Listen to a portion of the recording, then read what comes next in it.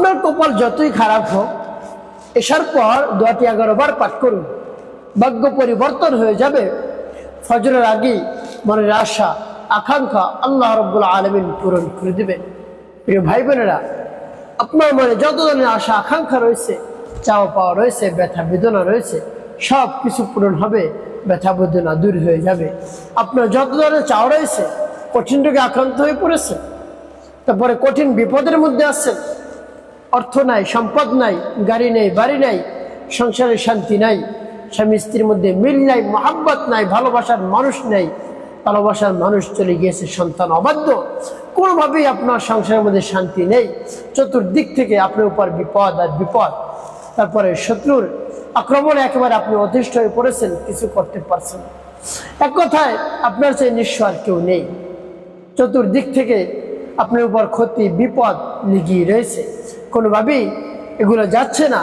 আল্লাহ রাব্বুল আলামিনের কাছে বলুন, রাতে এশার নামাজের পর দোয়াটি 11 বার পাঠ করুন, আর চুপি চুপি আল্লাহ রাব্বুল আলামিনের কাছে বলুন, মন খুলে প্রাণ ভরে বিশ্বাস নিয়ে, দেখবেন কাজ হয়ে যাবে। আপনি বিশ্বাস এবং আস্থা নিয়ে যদি আমলটি করতে পারেন, অবশ্যই আপনি উপকৃত হতে পারবেন। নিশ্চয়ই আপনি ফলাফল দেখবেন কি পরিমাণ আল্লাহ রাব্বুল আলামিন আপনাকে দান করেন। প্রিয় ভাই বোনেরা, আমলটি কিভাবে করবেন আমি বলে দিচ্ছি, তাই বিস্তারিত জানার জন্য, আমলটি শিখে রাখার জন্য ভিডিওটি না কেটে শেষ পর্যন্ত দেখতে থাকুন, তাহলে সঠিক নিয়মে আপনি আমলটি করতে পারবেন। প্রিয় ভাই বোনেরা, আমলের শুরুতে আপনাকে কি করতে হবে? উত্তম রূপে পবিত্রতা অর্জন করতে হবে। পবিত্রতা অর্জন করে পবিত্র স্থানে আপনাকে বসতে হবে। আমলের শুরুতে আপনাকে পবিত্রতা অর্জন করতে হবে। প্রিয় ভাই বোনেরা, রাতে ঘুমাতে যাওয়ার পূর্বে ভাবে সব কাজ শেষ করে উত্তম রূপে পবিত্রতা অর্জন করে বিছানার উপায় পড়বেন। বিছানাটা পূর্ব থেকেই আপনি ঝেড়ে রাখবেন সুন্নাত তরিকে। কেমন করে? 3 বার বিসমিল্লাহির রহমানির রহিম পাঠ করে ঝেড়ে রাখবেন। এরপরে আপনি বিছানার উপর বসবেন কিবলামুখী হয়ে। তারপরে কি পাঠ করবেন? জীবনের গুনার কথা স্মরণ করে ক্ষমা প্রার্থনা করবেন। বলবেন, হে আল্লাহ, আমার জীবনের সমুদায় গুনাহ খাতাগুলো মাফ করে দিয়ে আমার অন্তরকে পাক পবিত্র বানিয়ে দিন। জীবনে যত ধরনের অন্যায় করেছি, ছোট বড়, দিনে রাতে, প্রকাশ্যে গোপনে, সব ধরনের অন্যায় অপরাধ আপনি ক্ষমা করে দিয়ে আমার অন্তরকে পাক পবিত্র বানিয়ে দিন। এরপর 3 বার দুরূদ শরীফ পাঠ করবেন, সাল্লাল্লাহু আলাইহি ওয়াসাল্লাম, সাল্লাল্লাহু আলাইহি ওয়াসাল্লাম, সাল্লাল্লাহু আলাইহি ওয়াসাল্লাম। এভাবে যখন দুরূদ শরীফ পাঠ করা হয়ে যাবে, এরপরে সেই দোয়াটি পাঠ করবেন। যখন দোয়া পাঠ করবেন, রব্বুল আলামিনের কাছে মনে মনে বলবেন, হে আল্লাহ, আমার আমলকে, আমার সময়কে কবুল করুন। আর যে সমস্যার সমাধানের জন্য আমলটি করতেছে আপনি তো জানেন, আপনি তো আলিমুম বিজাতিস সুদূর। হে আল্লাহ, আমি কঠিন রোগে আক্রান্ত হয়ে পড়েছি, কঠিন বিপদের মধ্যে রয়েছি, কঠিন মুসিবতের মধ্যে রয়েছে। আল্লাহ, আমার সংসারে শান্তি নেই, অশান্তির আগুন ধাউ ধাউ করে আমার সংসারে জ্বলে, কোনোভাবেই শান্তি পাচ্ছি না। স্বামী স্ত্রীর মধ্যে দ্বন্দ্ব, মনোমালিন্য লেগেই থাকে। এরপর আমার সন্তান অবাধ্য, কথা শুনে না, লেখাপড়া ঠিকমতো করে না, মাদ্রাসায় যায় না, স্কুলে যায় না, ঠিকমতো লেখাপড়া করে না। তো এর মতো অবস্থায় আল্লাহ রাব্বুল আলামিনের কাছে এভাবে মন খুলে প্রাণ ভরে বিশ্বাস নিয়ে বলবেন। এরপরে দোয়া পাঠ করবেন। দোয়া পাঠ করে পরবর্তী কি করবেন বলে দিচ্ছি, আগে দোয়াটি বলে নিই। বিসমিল্লাহির রহমানির রহিম। ইয়া কাদিয়াল হাজাত, ইয়া কাদিয়াল হাজাত, ইয়া কাদিয়াল হাজাত। যখন পাঠ করা হয়ে যাবে, এরপর একটি ফু দেবে।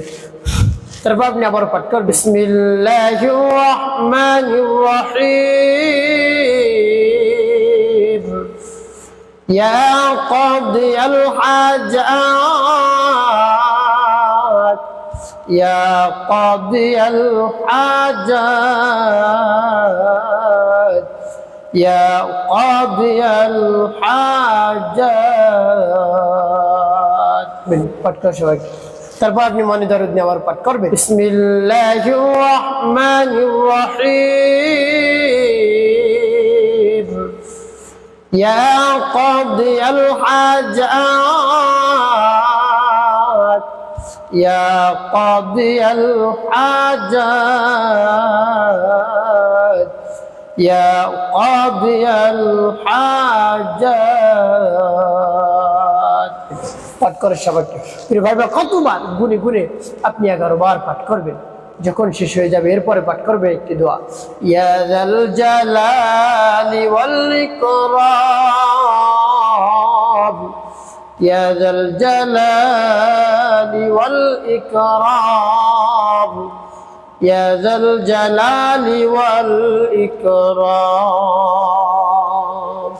এভাবে যখন পাঠ করে হয়ে যাবে এরপর একটি ফু দেবেন।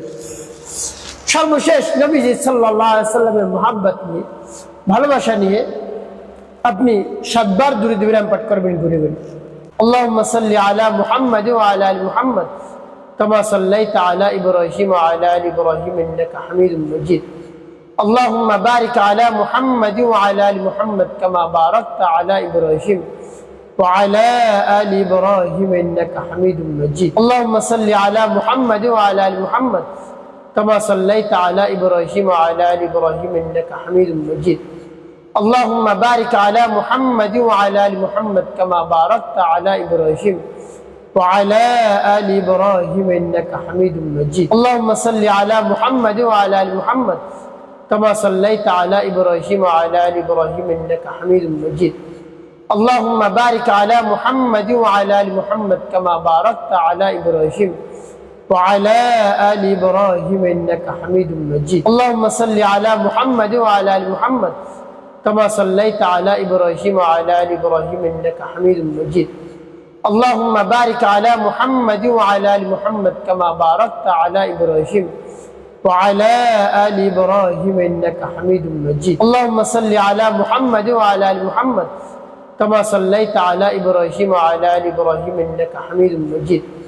اللهم بارك على محمد وعلى آل محمد كما باركت على إبراهيم وعلى آل إبراهيم إنك حميد مجيد. اللهم صل على محمد وعلى آل محمد كما صليت على إبراهيم وعلى آل إبراهيم إنك حميد مجيد.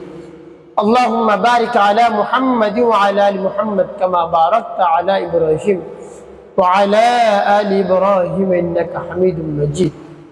এভাবে যখন দুরূদ ইব্রাহিম পাঠ করা হয়ে যাবে এরপর আপনি কি করবেন? দুটি ফু দেবেন। প্রিয় ভাই আপনার আমলটি করা শেষ, এখন কি করবেন? ওই স্থানে বসে রব্বে কারিমের কাছে মন খুলে প্রাণ ভরে বিশ্বাস নিয়ে আস্থা নিয়ে দোয়া দরখাস্ত করবেন, আপনার সমস্যার কথা তুলে ধরবেন, অনুনয় বিনয় করে আকুতি বিনীত করে আল্লাহ রাব্বুল আলামিনের বরাত প্রকাশ করে তারপর বলবেন, দেখবেন কাজ হয়ে যাবে। সাথে সাথে আপনার দোয়া দরখাস্ত কবুল করে নেবেন। প্রিয় ভাই বোনেরা, যখন এভাবে দোয়া করে শেষ হয়ে যাবে এরপর আপনি ঘুমিয়ে পড়বেন সুন্নত তরিকায়। কেমন করে? মাথার নিচে ভাবে হাত দিবেন, ডান কাত হয়ে কিবলামুখী হয়ে আপনি এভাবে নিচে হাত দিয়ে ঘুমিয়ে পড়বেন। ঘুমানোর দোয়াটি পাঠ করবেন, আল্লাহুম্মা বিসমিকা আমুতু ওয়া আহইয়া, এবং নিয়াত করবেন, হে আল্লাহ আমি যেন ঘুম থেকে জাগ্রত হতে পারি ফজরের সময়, আপনি আমাকে জাগ্রত করে দিয়েন, ফজরের নামাজ যেন আমি আদায় করতে পারি সেই তৌফিক আমাকে দান করুন, অন্যথায় আমার এই আমলে কোনো কাজ হবে না। এভাবে বলে তারপর ঘুমিয়ে পড়বেন।